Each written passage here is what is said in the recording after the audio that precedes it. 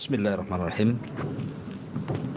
Assalamualaikum warahmatullahi wabarakatuh.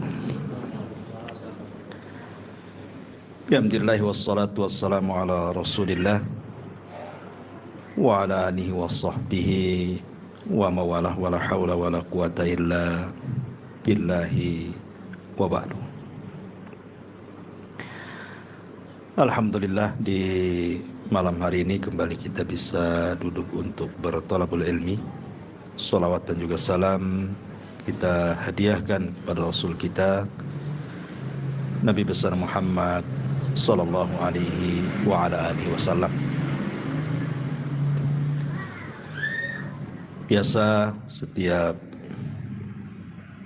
malam Senin kita mengkaji tafsir Juz Amma.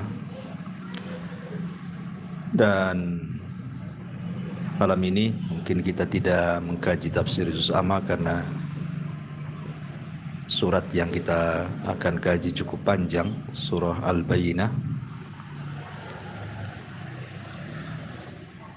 Kemudian malam ini kita akan mengkaji satu ayat saja, di mana Allah Subhanahu wa taala berfirman dalam surah Al-Anfal ayat 70. Allah Subhanahu wa taala berfirman, "Ya ayyuhan nabi qul liman fi aydikum minal asra iya'lamillahu fi qulubikum khairan yu'tikum khairan mimma uhda minkum wa yaghfir lakum wallahu ghafurur rahim." Wahai Nabi, katakanlah kepada tawanan-tawanan yang ada di tangan, jika Allah Subhanahu wa taala mengetahui ada kebaikan dalam hatimu, jika Allah mengetahui ada kebaikan dalam hatimu, niscaya Dia akan memberikan kepadamu yang lebih baik dari apa yang telah diambil daripadamu, dan Dia akan mengampunimu, dan Allah Maha Pengampun lagi Maha Penyayang. Kuatufidin muliakan Allah Subhanahu wa taala. Ayat ini ada kisah menarik yang dikisahkan oleh sebagian ahli tafsir. Jadi ketika Nabi SAW melakukan peperangan perdana yang disebut dengan Perang Badar, kita tahu Perang Badar ini perang yang sangat mencekam karena memang Rasul tidak pernah perang sebelumnya, sampai ada kekhawatiran akan mengalami kekalahan. Sampai di malam hari yang keesokannya akan perang itu, Rasul sampai istighotsah, meminta pertolongan kepada Allah Azza wa Jalla dengan sangat serius. Dan di sampingnya ada Abu Bakar Siddiq radhiyallahu anhu. Jadi Nabi SAW sampai mengangkat tangannya tinggi-tinggi, terus berdoa kepada Allah untuk kemenangan besok, sampai tidak sadar ridanya sampai lepas, kemudian diambil dan dipasangkan lagi oleh Abu Bakar. Dan Abu Bakar mengatakan, "Hasbuka ya Rasulullah." Cukup wahai Rasul, Allah sudah mendengar doamu. Maka tiba-tiba Nabi SAW mengatakan kepada Abu Bakar, "Abshir ya Abu Bakrin." Berbahagialah wahai Abu Bakar, bahwa Allah Subhanahu wa taala telah mengirim bala bantuan 1000 malaikat telah Allah turunkan di malam ini. Maka setelah kemudian keesokan hari betul-betul terjadi Perang Badar. Karena Perang Badar itu kan perang tidak tidak ada sebelumnya niat perang sebenarnya. Karena kan niat Rasul keluar bersama para sahabat itu bukan untuk perang, hanya untuk mencegat kafilahnya dagangnya Abu Sufyan, yang ketika itu mau pulang dari Syam ke Madinah. Oleh Nabi mau diambil sebagai bentuk balasan ketika para sahabat hijrah dari Mekah ke Madinah, harta mereka diambil. Rumah mereka diambil, bisnis mereka diambil, tanah mereka diambil, sehingga ketika ada pedagang dari Syam yang membawa dagangan orang-orang kafir Quraisy itu mau diambil sama Nabi. Sebagai balasan karena mereka sudah mengambil harta para sahabat, sekarang harta yang mereka bawa harus diambil. Cuma Nabi Sufyan ini cerdas, ya. Jadi dia memiliki mata-mata, melaporkan bahwa dia akan dicegat oleh pasukan Nabi. Makanya dengan sangat cepat kemudian Abi Sufyan itu mengutus Dhamdham, seorang penunggang kuda terhebat kala itu, dibayar dengan sangat mahal, disuruh cepat menghabarkan orang-orang kafir Quraisy bahwa dia akan dihadang pasukan Rasul.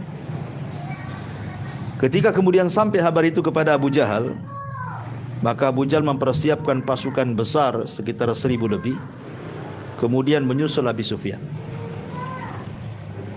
Lah Nabi SAW kaget karena kan niatnya mencegat kafilah Abi Sufyan, tahu-tahu dihadapkan dengan pasukan besar. Sementara pasukan Rasulnya 300 lebih saja.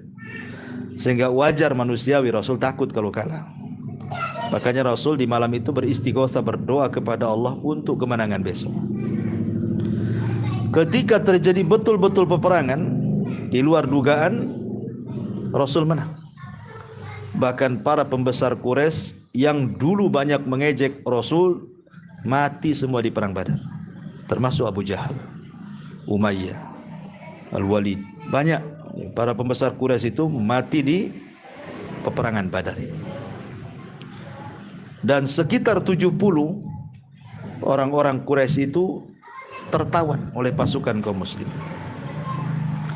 Lah salah satu tawanan itu adalah pamannya Rasul sendiri, namanya Abbas ibn Abdul Muthalib. Ketika itu masih kafir, belum masuk Islam. Dan juga saudaranya Ali radhiyallahu anhu namanya Aqil ikut tertawan, dibawa ke Madinah.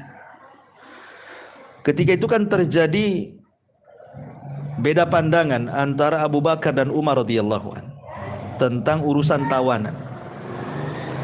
Jadi Umar mengatakan tawanan itu harus dibantai, harus dipenggal, harus dibunuh, karena mereka sudah musuh Allah dan Rasulnya.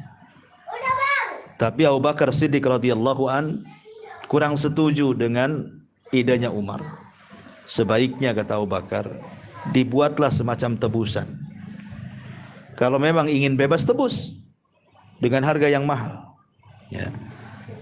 Maka Nabi SAW cenderung dengan pendapatnya Abu Bakar, karena alasannya di tengah-tengah tawanan itu kan masih ada hubungan kekerabatan masalahnya. Makanya Abu Bakar lebih lembut dibandingkan Umar. Walaupun sebenarnya pendapat yang lebih kuat adalah pendapat Umar, karena turun wahyu masalahnya. Maka nalin Nabi an yakuna lahu asra hatta yuthkhina fil ardh. Tidak layak bagi seorang Nabi itu punya tawanan. Ya turun ayat. Tetapi ketika itu karena memang Nabi SAW lebih cenderung kepada pendapat Abu Bakar, walaupun akhirnya kemudian pendapat Umar yang kuat gitu ya. Maka mulailah kemudian setiap tawanan itu datang tebusan. Yang luar biasa, rupanya menantu Rasul pun terkena tawanan juga di situ. Ketika itu menantunya belum masuk Islam. Abul As ibn Rabi namanya. Abul As ibn Rabi itu suami daripada Zainab. Dan Zainab itu putri Nabi. Belum masuk Islam suaminya. Ikut kena tawan juga di situ. Ya. Sampai kemudian ada kisah bahwa karena tahu Zainab ini kan orang susah, bukan orang kaya. Untuk menebus suaminya kan bukan perkara mudah karena besar tebusannya. Sementara tidak ada uang. Dan orang-orang kafir Quraisy tidak mau membantu tebusan itu. Terpaksalah kemudian Zainab mencopot kalungnya, kalung emasnya, yang kalung itu dulunya adalah milik ibundanya Khadijah. Maka dihantarkan oleh saudara daripada Abul As ibn Rabi ke Madinah untuk menebus suami daripada Zainab. Lah ketika Nabi SAW melihat kalung itu, sedihlah Rasul. Kenapa? Karena tahu itu kalung siapa. Itu kan kalung istrinya, yang dulu ketika pernikahan Zainab dihadiahkan oleh Khadijah kepada putrinya sebagai hadiah pernikahan. Makanya Rasul mengatakan kepada para sahabatnya, saya tidak memerintahkan, tapi ini hanya pilihan saja. Sebaiknya kalung ini kembalikan kepada pemiliknya, maksudnya Zainab, dan lepaskan suaminya. Itu kalau kalian mau. Kalau kalian tidak mau, tetap ditebus. Menunjukkan Rasul tidak diktator kan gitu. Tetap mendahulukan musyawarah dengan para sahabat. Tapi karena sahabat tahu bahwa Nabi SAW sangat cinta dengan putrinya Zainab, maka kemudian sahabat menyerahkan keputusan kepada Nabi. Maka Nabi SAW kemudian memulangkan kalung Zainab dan membebaskan Abul As ibn Rabi, suami yang masih kafir, tapi dengan syarat. Kata Rasul kepada Abul As ibn Rabi, sepulangnya kau ke Mekah, hantarkan Zainab pulang ke Madinah. Karena telah turun ayat bahwa tidak boleh orang musyrik menikah dengan seorang wanita mukminah. Karena Zainab sudah masuk Islam. Maka syarat itu dipenuhi Abul As. Kemudian sepulangnya ke Mekah, maka Abul As pun mengembalikan Zainab ke Madinah. Walaupun ada peristiwa kecil. Karena kesalahan Abul As itu mengantarkan Zainab di siang hari. Sehingga kemudian ketahuan oleh Abu Jahal dan pasukannya. Dengan Abu Sufyan dan pasukannya. Ya. Akhirnya kemudian ketakutanlah Zainab, sampai ketika itu Zainab sedang hamil. Keguguran. Gara-gara ketakutan melihat pasukan. Maka orang-orang menyarankan agar Abul As itu membawa Zainab di malam hari. Jangan nampak orang lah kan gitu maksudnya. Maka akhirnya kemudian dipulangkan di malam hari dan sampai di kota Madinah. Walaupun belakangan Abul As kemudian ketangkap lagi, ya, jadi tawanan lagi, dan ujung cerita akhirnya Abul As pun masuk Islam. Itu cerita Abul As ibn Rabi, menantu Nabi SAW. Tapi yang ingin saya ceritakan dari ayat ini bukan kisah ini. Jadi di sini Allah Subhanahu wa taala mengatakan, ya ayyuhan nabi, wahai nabi, kul liman fi aidikum minal asra. Katakan kepada tawanan-tawanan yang ada di tanganmu itu. Ya, termasuk Abbas pamannya, kemudian Aqil juga saudaranya gitu ya, dan begitu seterusnya. Iya'lamillahu fi qulubikum khaira. Jika Allah mengetahui ada kebaikan dalam hatimu terhadap tawanan-tawanan itu, ya, yu'tikum khairan mimma ukhidha minkum. Niscaya Allah akan memberikan kepadamu yang jauh lebih baik dari apa yang telah diambil oleh tawanan itu darimu. Wa yaghfir lakum, dan Allah akan mengampuni dosa kalian. Wallahu ghafurur rahim, dan Allah Maha Pengampun lagi Maha Penyayang. Jadi kan ada sebagian tawanan itu yang mereka tidak bisa menebus karena memang tidak ada uang. Kalau yang ada uang ya ditebuslah pulang. Lah ada satu kisah begini. Jadi ketika Nabi SAW mendapatkan harta banyak dari Bahrain, dari negeri Bahrain yang sekarang disebut Ihsan. Jadi banyak dapat ghanimah, harta rampasan dari Bahrain. Banyak sekali harta itu. Kemudian oleh Nabi SAW dikatakan kepada para sahabat, bentangkan harta itu di dalam masjid. Akhirnya kemudian ya namanya harta, ada emas, ada perak, macam-macam kan gitu ya. Kemudian ditaruh di Masjid Nabawi itu. Besarlah harta itu. Harta rampasan perang dari Bahrain itu. Lah ketika itu Abbas ibn Abdul Muttalib, dia kan tidak punya uang untuk menebus dirinya. Dia mendengar Nabi SAW baru dapat harta dari Bahrain. Jadi dia ingin minta uang kepada Rasul untuk menebus dirinya, sekaligus menebus anak pamannya Aqil, saudara Ali itu. Dan orang-orang Ansar pun menyarankan seperti itu. Dan mengatakan, ya Rasulullah, kasih aja Abbas itu duit, katanya, biar bisa menebus dirinya gitu maksudnya. Maka kata Nabi SAW, ketika orang Ansar mengatakan, dan kalau bisa kasih dia uang, sudahlah gugurkan saja tebusannya. Tapi Rasul mengatakan tidak.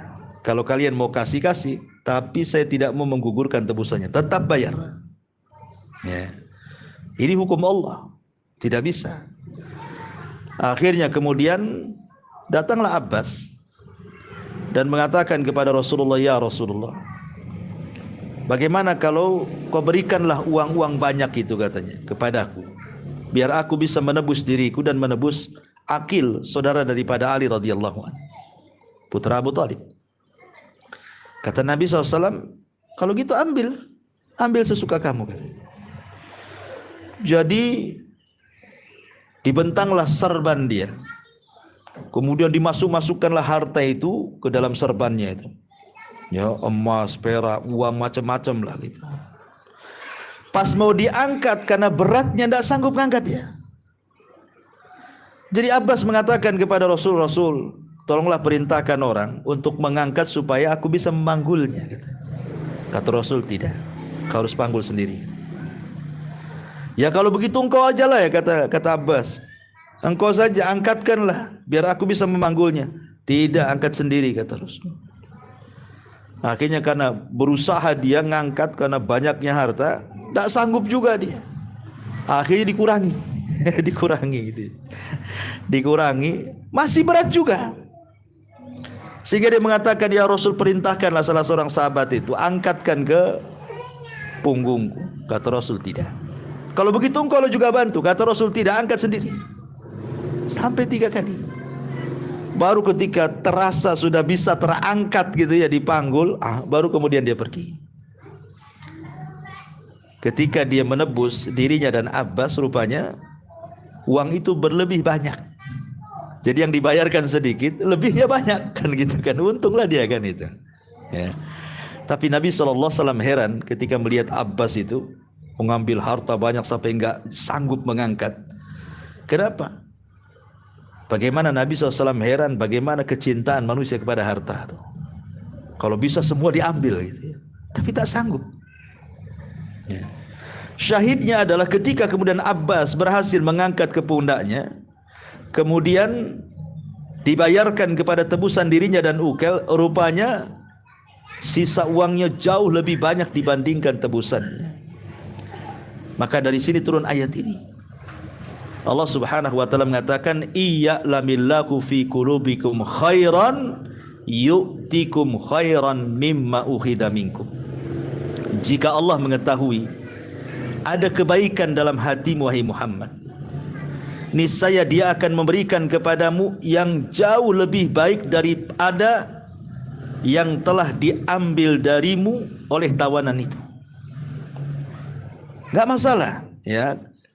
Seolah-olah Allah Subhanahu wa taala ingin mengatakan, barang siapa yang meninggalkan sesuatu karena Allah, pasti Allah Subhanahu wa taala akan memberikan sesuatu yang ditinggal itu dengan sesuatu yang jauh lebih baik lagi. Dan ini kaidah dalam Islam namanya ya, bahwa man taraka syai'an lillahi awwadallahu khairan minhu. Barang siapa yang meninggalkan sesuatu karena Allah, maka Allah akan berikan sesuatu yang jauh lebih baik lagi. Karena setelah peristiwa ini Abbas masuk Islam dan menjadi pejuang Islam. Hanya gara-gara apa? Gara-gara dikasih duit gitu saja, ambil. Akhirnya Allah kasih yang lebih baik lagi karena Abbas masuk Islam, Aqil juga masuk Islam dan menjadi pejuang Islam. Terkadang dalam kehidupan kita ini, kita harus tega meninggalkan sesuatu itu. Kalau memang harus meninggalkan sesuatu, tapi karena Allah Subhanahu wa taala, yakinlah bahwa Allah akan mengganti sesuatu yang kita tinggalkan itu dengan jauh yang lebih baik lagi. Dari sini ada sebuah hadis yang dikeluarkan Imam Ahmad dengan sanad yang sahih.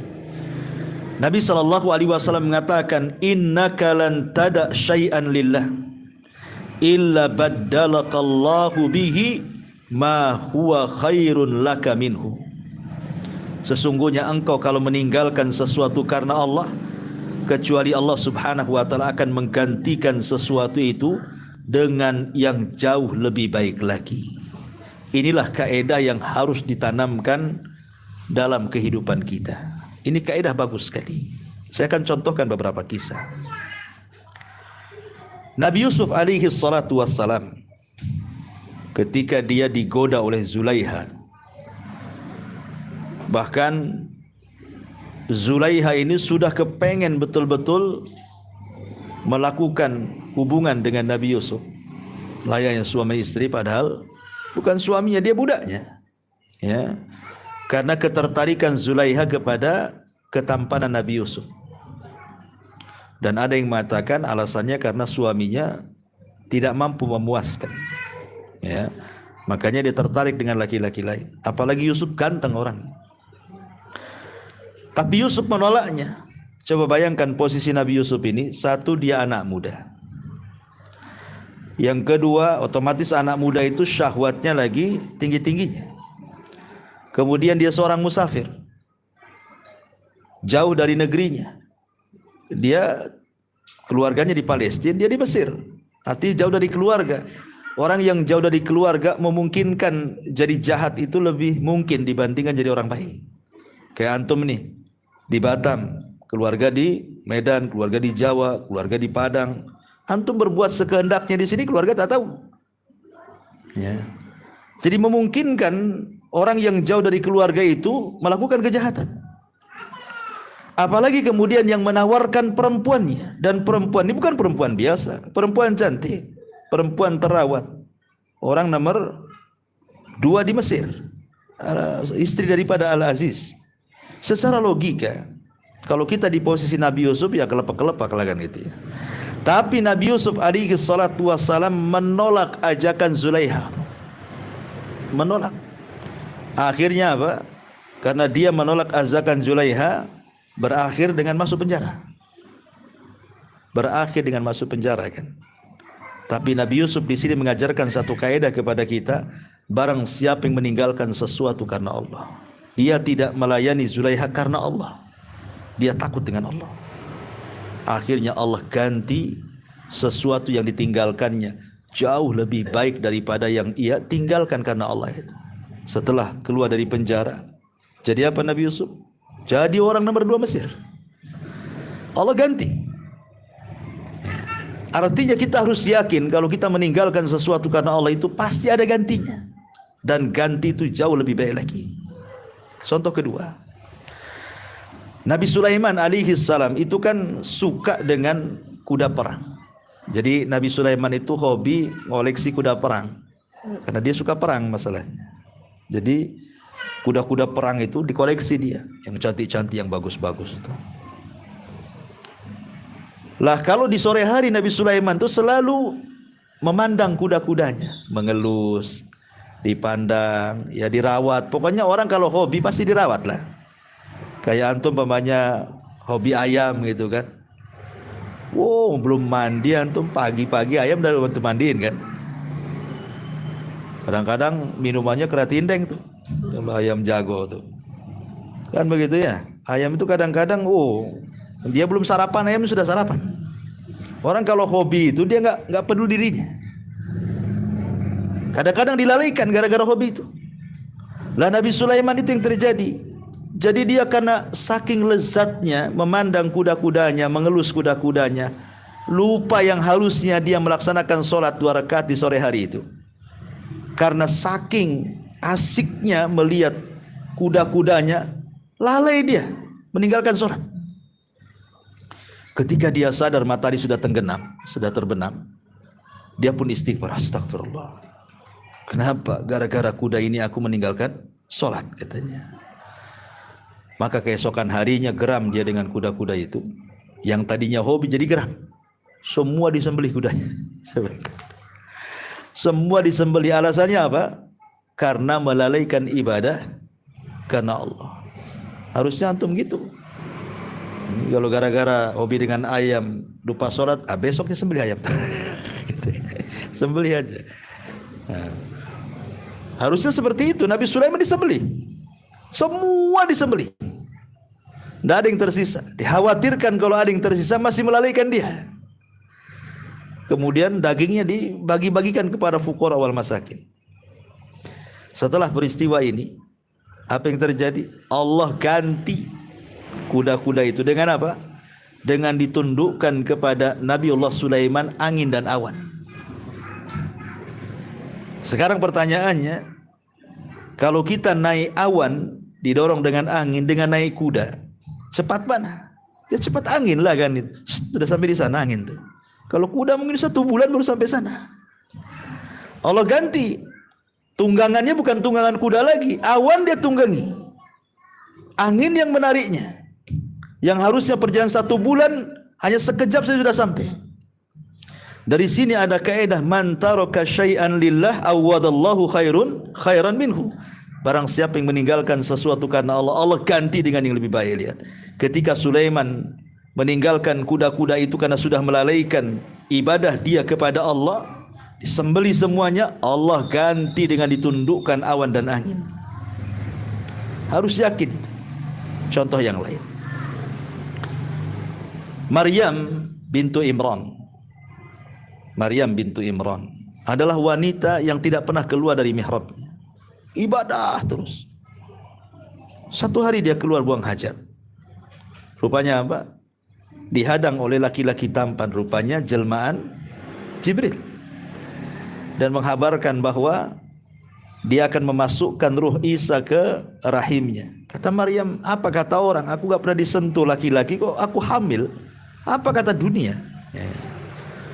Tetapi kemudian Jibril menenangkan dia. Akhirnya dia pun rela dengan kehamilan itu. Setelah kemudian membesar, ya tentu manusia langsung mencemooh Maryam. Bagaimana tidak mencemooh? Keluarga Maryam itu keluarga baik-baik. Bapaknya seorang pemimpin Baitul Maqdis, Imran. Bahkan namanya dijadikan nama surat dalam Quran, Al-Imran. Ya. Dan ibunya pun ibu baik-baik. Tiba-tiba kemudian dia hamil belum menikah. Apa kata dunia? Berarti dia berzina tuh. Maka orang-orang Yahudi menuduh Maryam itu berzina. Tetapi dia sabar dengan tuduhan itu. Dia tinggalkan semua tuduhan itu, enggak peduli mau nuduh apa. Lillah, karena Allah. Ini sudah takdir. Karena dia tidak peduli dengan tuduhan itu dan tetap sabar. Semua dilakukan karena Allah Subhanahu wa taala. Ketika bayi itu lahir, rupanya seorang nabi, Isa bin Maryam.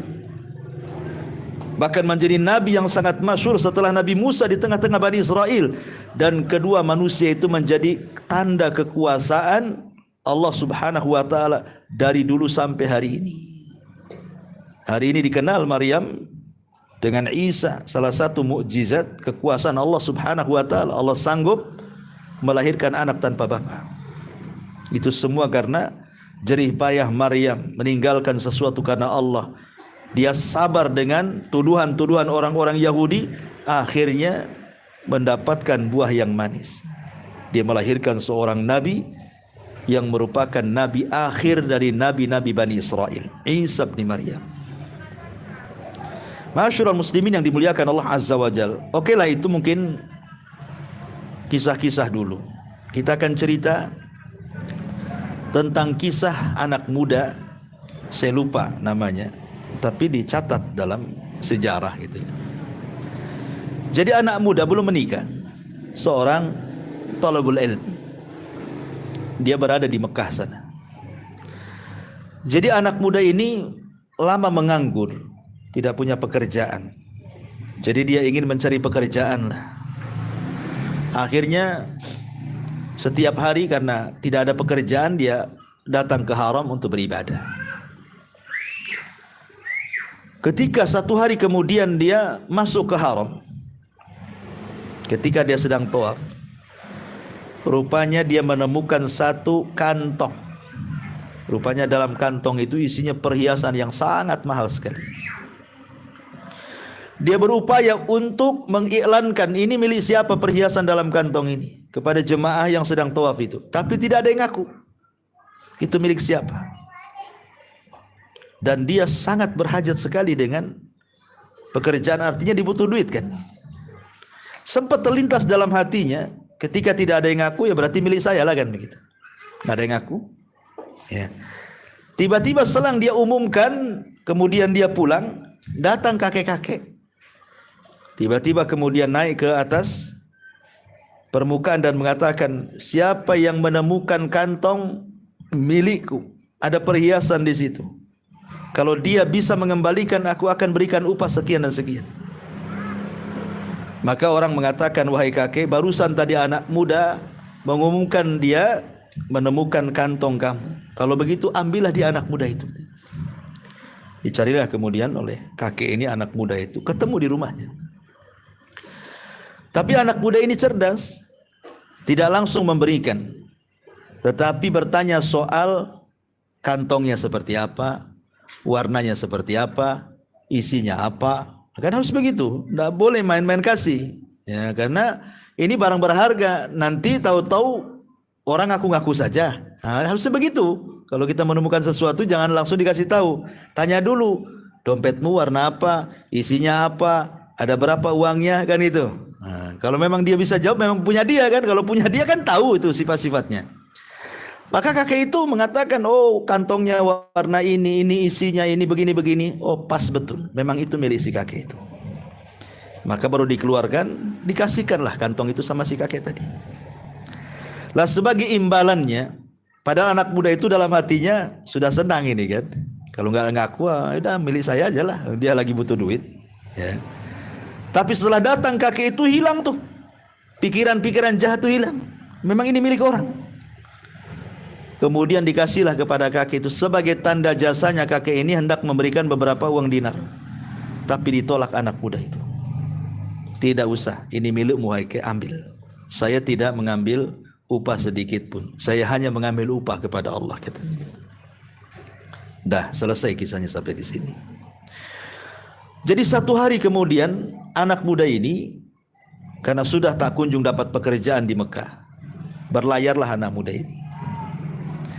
Allah takdirkan kemudian perahu yang ditungganginya itu, yang dikendarainya itu pecah di tengah lautan. Kemudian semua mati, anak muda ini pula selamat. Karena dia masih bisa berenang dengan kayu-kayu bekas hantaman ombak yang kayu pecah. Rupanya terdampar di sebuah pulau. Anak muda terdampar di sebuah pulau. Ketika dia terdampar di sebuah pulau, kebetulan waktu itu sudah masuk waktu fajar, sudah mau dekati subuh. Dengan lemasnya dia gitu ya, karena juga baru selamat dari musibah, dia berusaha berjalan masuk ke dalam pulau itu. Rupanya di pulau itu adalah masjid. Masjid itu tidak terawat, kotor luar biasa. Kayaknya nggak pernah ada seorang sholat di situ. Masuklah dia ke masjid itu.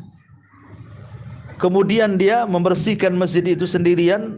Setelah masuk waktu subuh, dia pun azan, sekencang-kencangnya azan.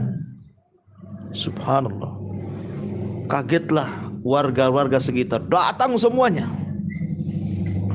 Kayaknya baru pertama dengar azan kayaknya. Datang semuanya.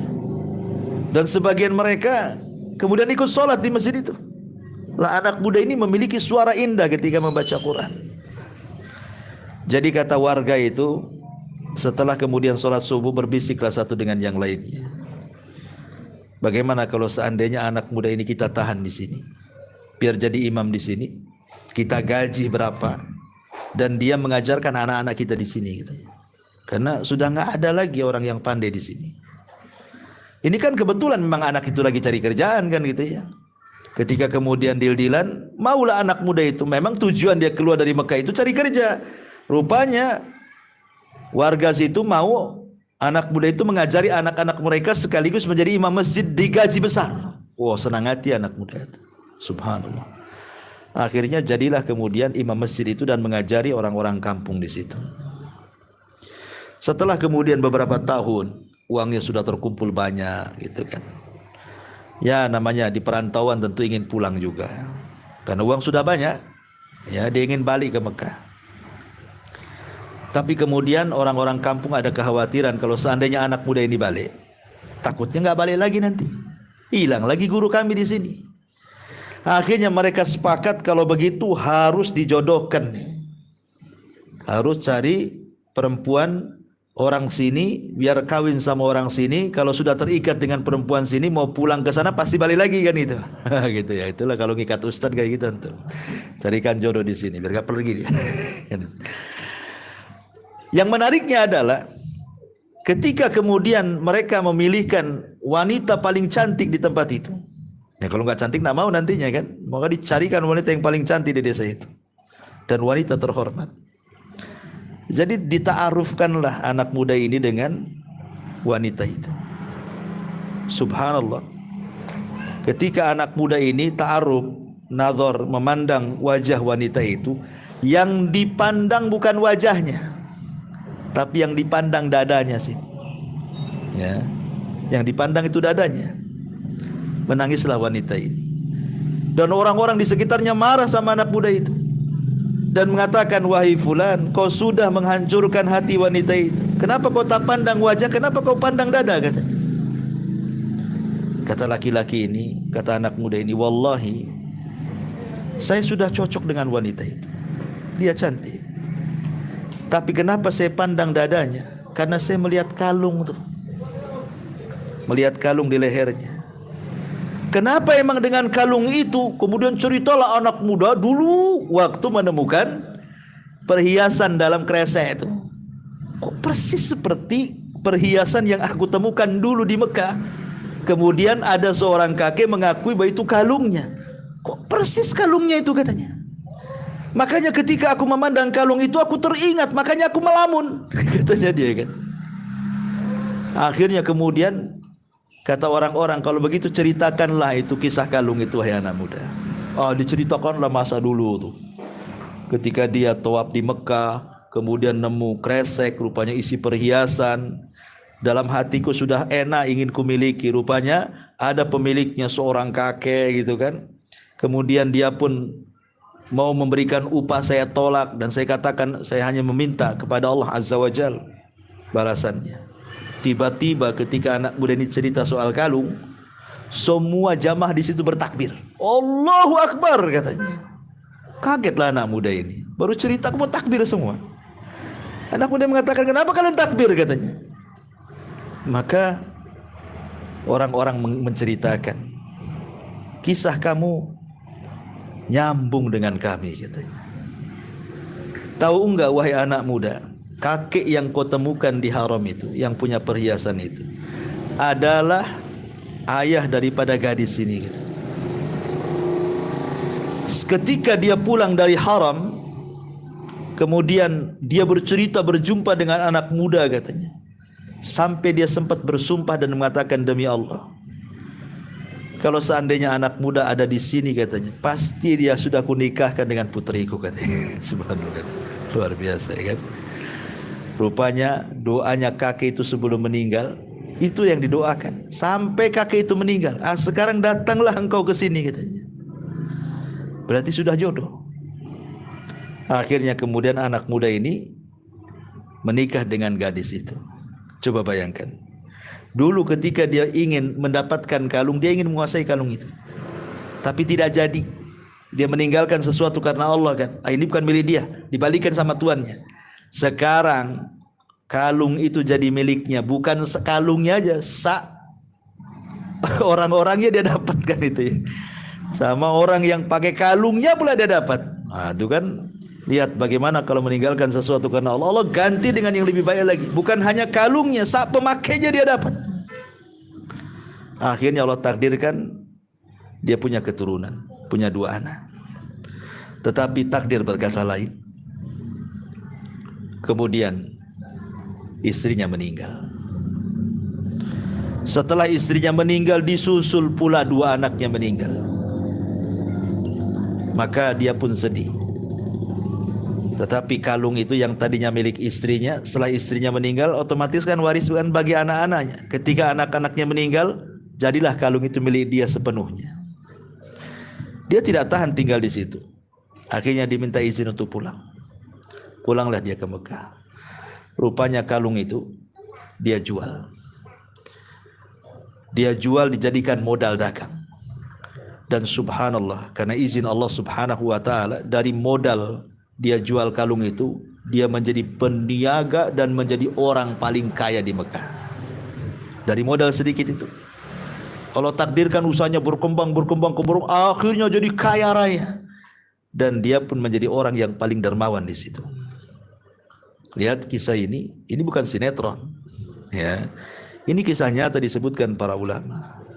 Dari sini ada kaidah man taraka syai'an lillah awwadallahu khairan minhu. Barang siapa yang meninggalkan sesuatu karena Allah, Allah ganti yang lebih baik. Maka kalau antum umpamanya bekerja di sebuah instansi, mungkin di situ ada ribanya, ada hal-hal yang mungkin berbau syubhat di dalamnya, jangan ragu-ragu, keluar karena Allah. Berdoa kepada Allah agar Allah menggantikan pekerjaan yang jauh lebih baik lagi. Dan antum harus yakin kalau antum meninggalkan karena Allah, Allah ganti pekerjaan itu. Tidak mungkin Allah nggak ganti. Karena antum meninggalkannya karena Allah masalahnya. Jangan was-was. Jangan berpikir, anak kalau keluar dari sini, cemana nanti kan begitu. Seolah-olah nggak yakin bahwa Tuhan yang ada di perusahaan dia juga Tuhan yang ada di luar. Sebenarnya Tuhan itu cuma satu. Ya. Harus yakin kalau kita meninggalkan sesuatu karena Allah, pasti Allah akan ganti. Bentuknya apapun, kalau kita meninggalkan sesuatu karena Allah itu, Masya Allah. Dan saya pernah mengalami juga, ketika saya meninggalkan sesuatu dan lillahi ta'ala karena Allah subhanahu wa ta'ala, Allah ganti sesuatu itu dengan jauh yang lebih besar lagi. Saya rasakan dalam kehidupan saya seperti itu. Maka jangan ragu-ragu kalau memang harus ditinggalkan dan itu karena Allah subhanahu wa ta'ala, maka yakin jangan ragu-ragu, Allah pasti akan mengganti sesuatu itu dengan yang jauh lebih baik lagi. Ini kaidah yang harus tertanam pada kehidupan kita supaya kita tenang hidupnya. Ya, wallahu a'lam bishawab.